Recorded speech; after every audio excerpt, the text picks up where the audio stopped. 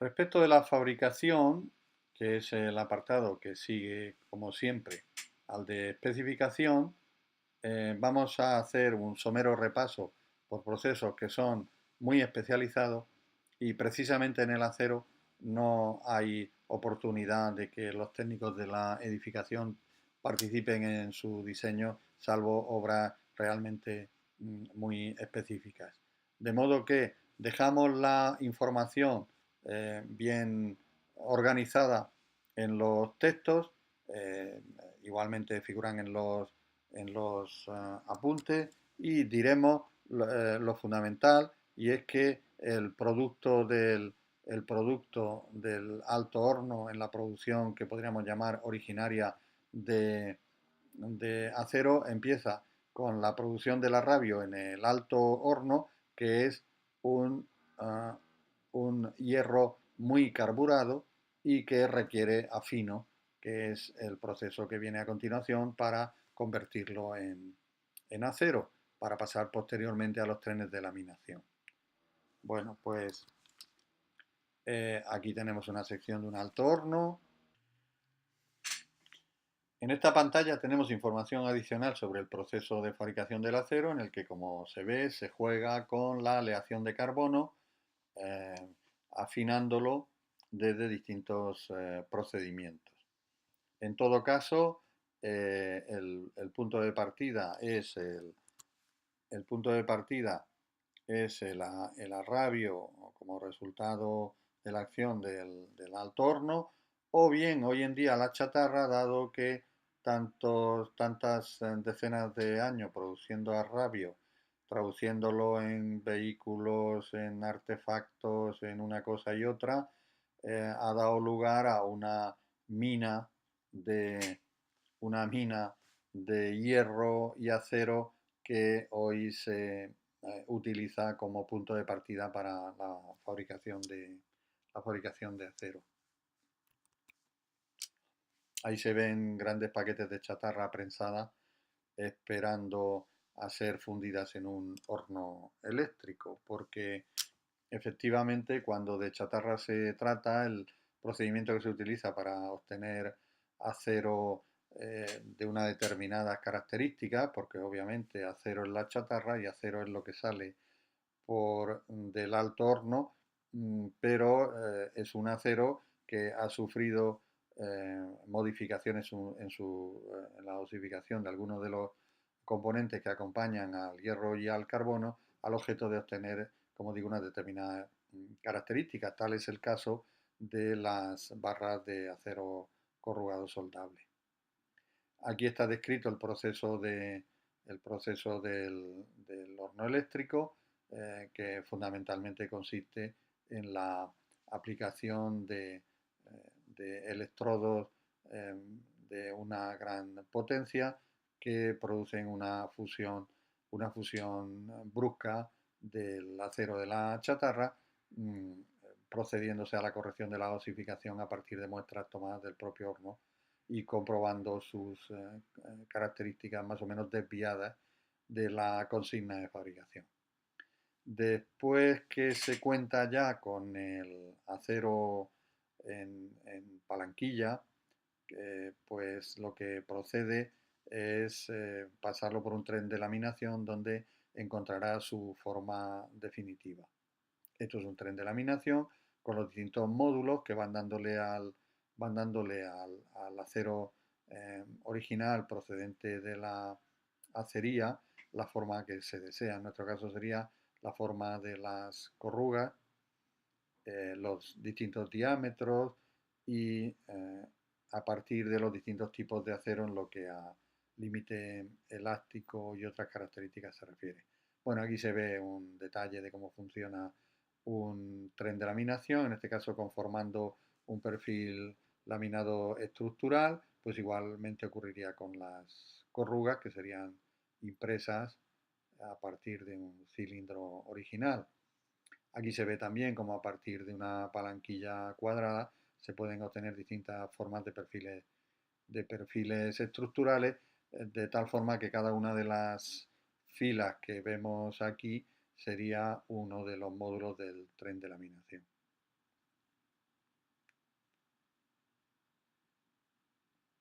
En este caso, y simplemente por curiosidad, lo que se presenta es una gran pieza de fundición que naturalmente no es obtenida en un tren de laminación, sino por colado en un molde.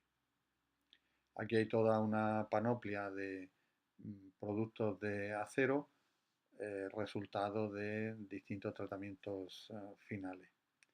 Nuestras familiares barras corrugadas las tenemos aquí.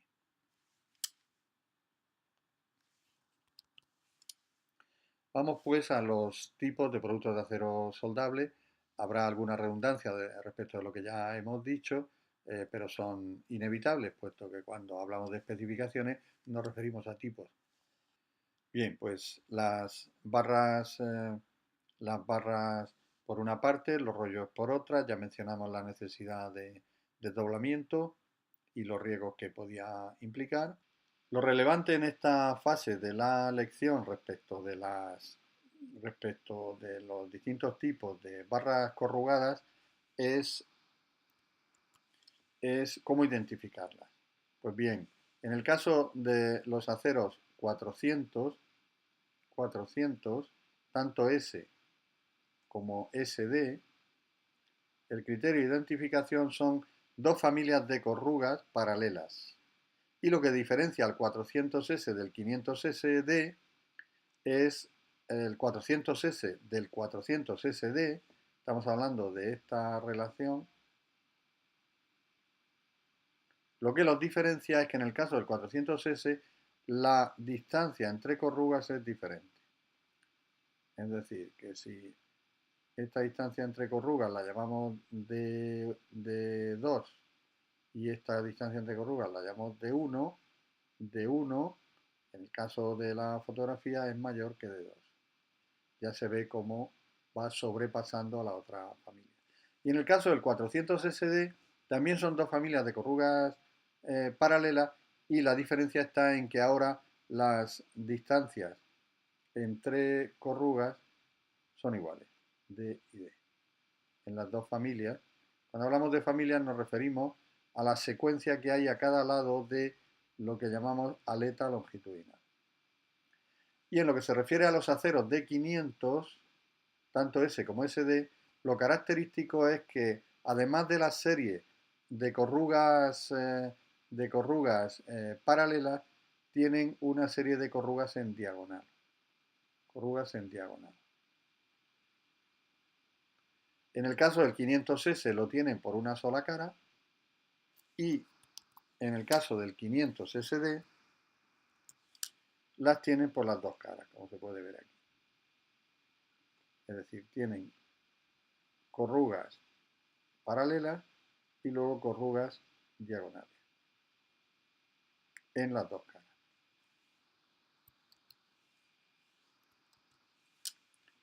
Vamos a ver los usos. Los usos del acero fundamentalmente en el caso del hormigón es desde luego el refuerzo de piezas de hormigón estructural. Ya hemos visto que tanto para armaduras pasivas como para activas, aunque el acero, como muestra esta imagen, tiene muchísimas interesantes aplicaciones. En este caso es una escultura con acero corten muy próxima a la sirena varada que cuelga del puente de la calle Juan Bravo sobre la Castellana, puente que es obra de el gran amigo de Chillida, el ingeniero José Antonio Fernández Ordóñez. En perfiles estructurales, pues evidentemente el acero da un juego extraordinario, aunque siempre en cuanto el edificio tiene cierta complejidad, acompañado de el hormigón. En este caso, estas son las torres inclinadas de la Plaza Castilla de Madrid. En este caso, el hormigón bien, está representado por un núcleo vertical,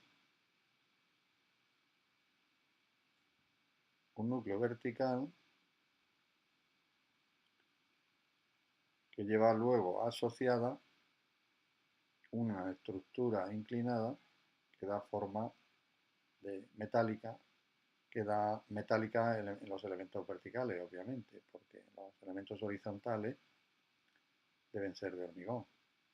El deber aquí no se refiere a que sea normativamente obligatorio que sea hormigón, sino que es lo más razonable por en fin, distintas razones.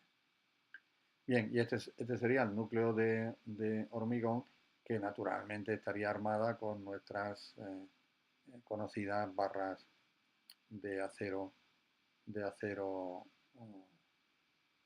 corrugado. Otros casos pues son ya de un carácter emblemático, como es el Palau Sant Jordi en Montjuïc, o el Guggenheim en Bilbao, y algunos complementos de la Torre Picasso en Madrid. Porque la Torre Picasso de Madrid, su estructura es de hormigón, además con una peculiaridad, hormigón ligero, hecho con arcilla expandida, y que fue además una gran oportunidad para que bueno, se comprobase hasta qué punto había que tomar determinadas precauciones en la fabricación de hormigón con arcillas expandidas. Experiencia que ha sido volcada sobre la normativa. El acero inoxidable en los llamados popularmente fosteritos en Bilbao. Bueno, pues hecho ese pequeño repaso de usos más o menos ceñidos al tema en el que estamos, el de armadura, para hormigón estructural, pasamos al control de los productos de acero soldable. Aquí tenemos un esquema de tal control, del que enfatizaremos ahora, porque yo creo que este mapa conceptual es autoexplicativo. Enfatizaremos que el control de la instrucción no se refiere exclusivamente a los productos, sino también a las armaduras. De hecho, se puede decir que la instrucción enfatiza el, el control de armadura, porque obviamente del mismo modo que con el hormigón se trabajó durante largas décadas para que desapareciera los trabajos artesanales de fabricación de hormigón en obra, pues se espera que en el futuro la ferralla armada no se realice en obra, sino que se haga en instalaciones preparadas ad hoc, con maquinaria adecuada, con capacidad de electrosoldadura, donde los controles además pueden ser sistemáticos, la trazabilidad de los productos establecida, etc. Bien, el resto, el alumno encontrará que todos los términos que están aquí le son ya familiares, porque han sido organizados conforme a otros criterios en otros mapas conceptuales que preceden a este. Los iconos que figuran debajo de los conceptos o de los nombres son imágenes de cada uno de los aspectos que aquí se mencionan, ya sea un proceso, ya sea un producto, un resultado de un proceso. Bien, pues el control de acero, que la instrucción española lo establece en el artículo 87, como para todos los productos que participan en el hormigón estructural, pues se menciona el hecho de que cuando se disponga del marcado CE, todo resultará más fácil. Pero mientras no esté el marcado CE vigente para los aceros, pues hay que proceder de otra manera. Y esa otra manera de proceder pasa por la obtención de distintivos de calidad, como establece la instrucción, y por la realización, en su caso, de ensayos. La realización de ensayos se establece en dos grandes bloques para suministros de menos de 300 toneladas, en los que entran un gran porcentaje de estructuras, y suministros iguales o mayores a 300 toneladas. Pues bien, ¿cómo proceder para este primer caso? Pues vamos a verlo. Los lotes no pueden pasar de 40 toneladas, pero antes hay que discriminar el cómo encontrar el paquete en toneladas que dividir por 40 para obtener el número de lotes. ¿Con qué objeto? Con el de no mezclar en el control, no mezclar en un lote material acero que venga de distinto suministrador, distintos fabricantes, distinta designación, es decir, B400 o B500, etcétera, y distintas series. Es decir, que el peso de acero que acabamos dividiendo por 40 toneladas es después de haber pasado por estos filtros. De tal manera que dividimos por 40 toneladas aquel acero que pertenece a la misma serie, tiene la misma designación, ha sido fabricado por el mismo fabricante y ha sido proporcionado a la obra por el mismo suministrador. Una vez realizado esa operación, que veremos con más detalle en el tutorial del plan de control, hay que ver qué ensayos hay que hacer en cada uno de los lotes. Bueno, pues los ensayos que hay que hacer en cada uno de los lotes son los que aquí figuran. Comprobar la sección equivalente, ya vimos este asunto un poco más atrás. Comprobar las características geométricas de las barras, esto tiene una gran importancia. Mencionamos también mencionaremos el ensayo de Vintes un poco más adelante como el ensayo de referencia para este asunto, pero vamos, podemos adelantar que de lo que se trata es de experimentar con el acero y su geometría en un momento previo a su puesta en el mercado y comprobar que ese acero cumple con digamos, la capacidad de adherencia con el hormigón. Una vez que cumple, lo que se hace es describir la geometría de sus corrugas y en obra lo único que hay que hacer es comprobar que esas características, digamos, a priori coinciden con la del acero que tenemos en nuestra obra. Y finalmente la realización del ensayo doblado-desdoblado, que lo que pretende, y doblado simple, que lo que pretende es asegurarnos experimentalmente de que nuestro acero no va a sufrir en la cara que está traccionada fundamentalmente, aunque hay que mirarlo todo, por efecto de las tensiones que sufre al adaptarse a un determinado mandril. Eso, por tanto, es por lote. Y ya el conjunto del acero para cada uno de sus diámetros se comprobará además las características mecánicas, el límite elástico, la carga de rotura, Fs, el límite elástico FIK, la relación entre ambos, el alargamiento de rotura sobre 5 diámetros. Bueno, aquí se está refiriendo a la deformación máxima, que es la abscisa cuando la ordenada es la tensión máxima de rotura, y el alargamiento bajo carga máxima, que es el de los 5 diámetros, como venimos diciendo. Para el caso de suministros superiores, igual o superior a 300 toneladas, la diferencia fundamental respecto de lo que acabamos de ver es la ampliación a 4 probetas de las comprobaciones de características mecánicas referidas a cada uno de los diámetros. Bueno, el resto es autoexplicativo, no merece la pena que nos paremos. Bueno, aquí se dan más detalles y se puede comprobar que en este caso los lotes no son resultados de dividir el peso del acero de la misma serie, designación, fabricante y suministrador, sino que en este caso, una vez depurado el acero y dividido en bloques homogéneos, en ningún caso el número de lotes puede ser inferior a 15. Este es el valor de referencia.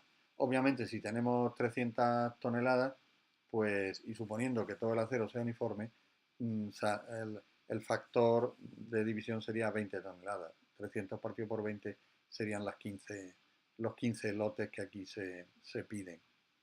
El resto es lo ya dicho, puesto que lo que hace es describir los mismos ensayos que en el caso de suministros de menos de 300 toneladas. En cuanto a la comprobación de la resistencia a la fatiga del acero o el comportamiento frente a cargas de deformaciones alternativas, el ciclo de histéresis para el caso de armaduras que puedan estar sometidos a acciones sísmicas, pues obviamente dada la complejidad no se puede esperar que esto se realice en el laboratorio de obra, sino que debe realizarse en laboratorio, pero previamente a la realización de la obra, y esto debe garantizarse con un informe de que tales ensayos se han realizado y son suficientemente cumplidores de las especificaciones que la instrucción proporciona en el caso de la carga de la fatiga en el apartado 38.10 y el artículo 32 para el caso de las deformaciones alternativas, es decir, situaciones de estructura frente a cargas cíclicas, porque la estructura se encuentre en zona sísmica. Naturalmente, para todas las operaciones de control que hemos ido mencionando, se requiere como condición previa haber identificado las barras de acero. Para eso aquí se presentan los códigos de identificación. Hoy por hoy la mayoría del acero presenta de manera sistemática una serie de corrugas más gruesas que las demás que permiten esta codificación. El código empieza a leerse desde el momento en que se encuentran dos corrugas más gruesas con una normal intermedia. Esto quiere decir inicio de lectura.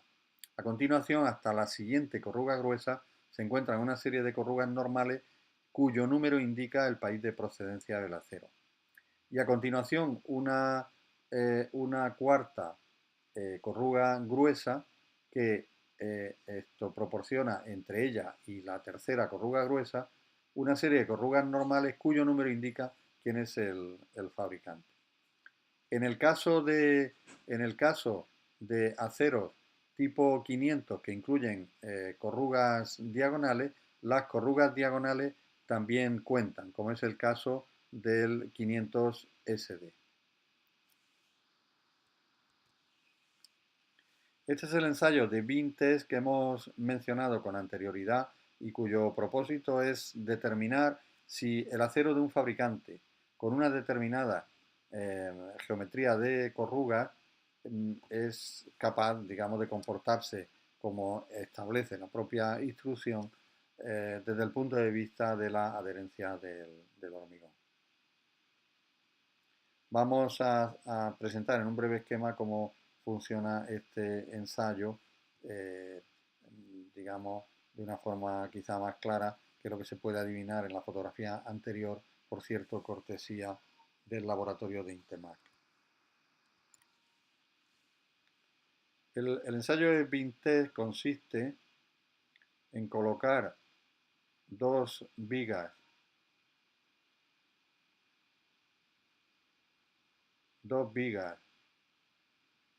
con una rótula de acero intermedia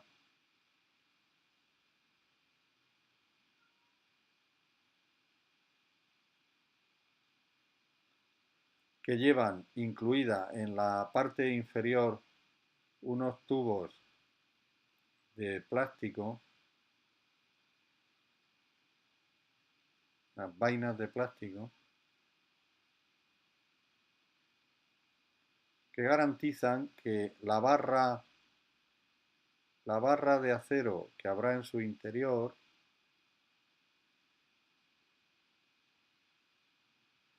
está en contacto con el hormigón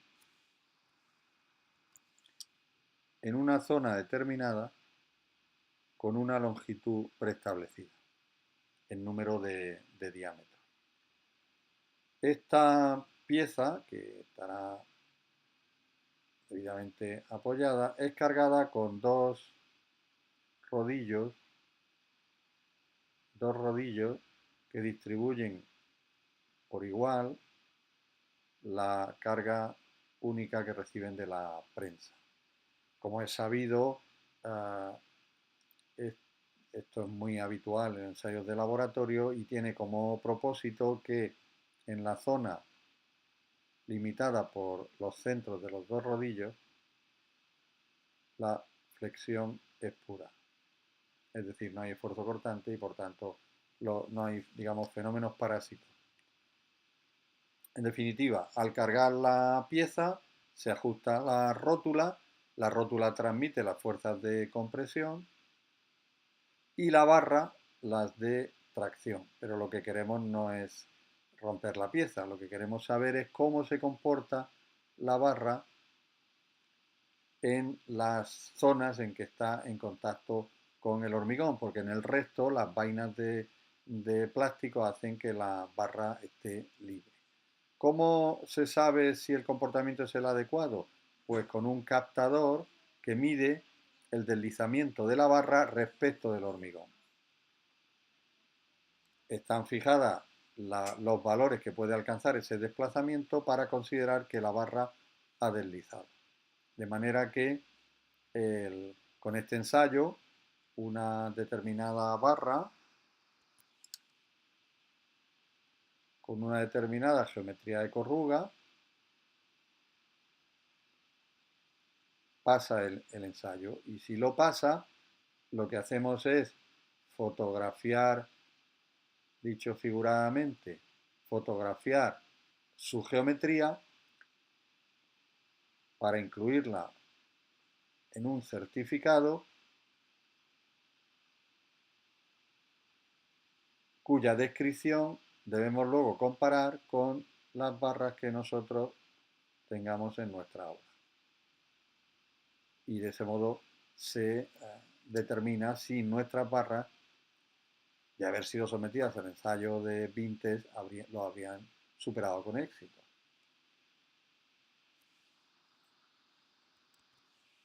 Aquí tenemos un ejemplo de ese certificado con la descripción pormenorizada de las barras y las tensiones sufridas durante el ensayo, las especificaciones, etc. Este certificado es el que hay que reclamar al suministrador para que el laboratorio contratado por el promotor verifique las características geométricas de las barras. Recordamos aquí el código de identificación para justificar el que mostremos esta tabla en la que, como se ve, consta el número el código que es el número de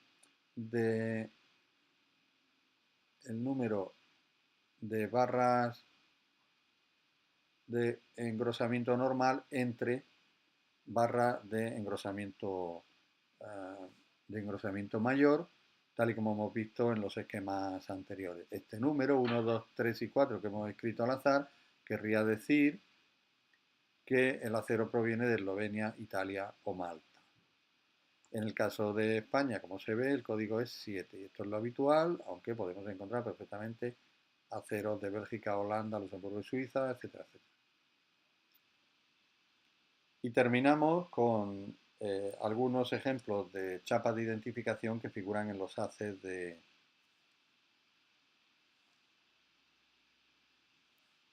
Y terminamos con algunos ejemplos de chapas de identificación que figuran en los haces de barras que llegan a nuestras obras,